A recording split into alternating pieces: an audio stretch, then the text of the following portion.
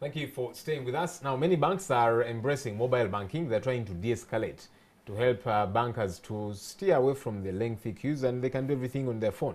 Another of the banks that have jumped on board is Tropical Bank. Let's now speak to Edward Opale. He's the head of strategy and innovation at Tropical Bank. Good afternoon, Edward. Good afternoon, Joel.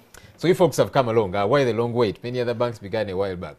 Well, we also had to come in very quickly. And you know the history of banking. 20 years ago, banking was totally different. But now things have totally changed. In the olden days, we used to have ledger cards for ATM statements. We used to have line in the banks. We never used to have a core banking system. We never used to have ATMs. And when ATMs came in, it opened an opportunity for new innovations. So Tropical Bank has also come in. We just launched in our Tropical Bank mobile channel to enable our customers access our service very easily and very quickly. All right. What does this mean when you say mobile banking? Does that mean a client never has to at any time step in the banking hall? Yeah, once you open an account with Tropical Bank, now if you're staying very far like SETA, you have to travel up to Kampala Road. And then when you get to Kampala Road, you got a long line, you have to line and finally get access to a cashier. And then the cashier, verifies your requirements, goes to the back door and then confirms whether your balance is there or not. And then finally your thing is signed. Now, what happens, you have to spend money for transport and then time, you have to line up, and then the processes are very long. Now, what Tropical Bank mobile banking does, you simply need to have a phone.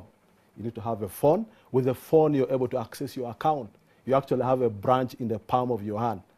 With the phone, you can simply access any of our services. You log into your account, you're able to check the balance, you're able to make transfers.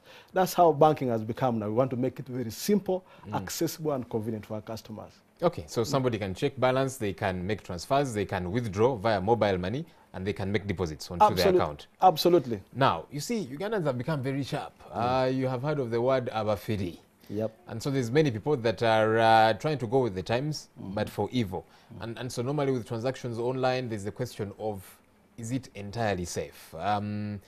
Is somebody's money going to be safe now that I can, just, with a few taps here and there, transfer millions and that kind of thing?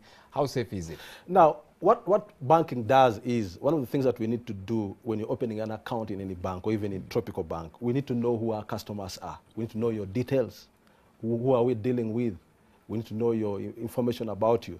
And then once that is done, then part of the issues have been sorted out. Now, for you to access our system, again, you must have an account with us.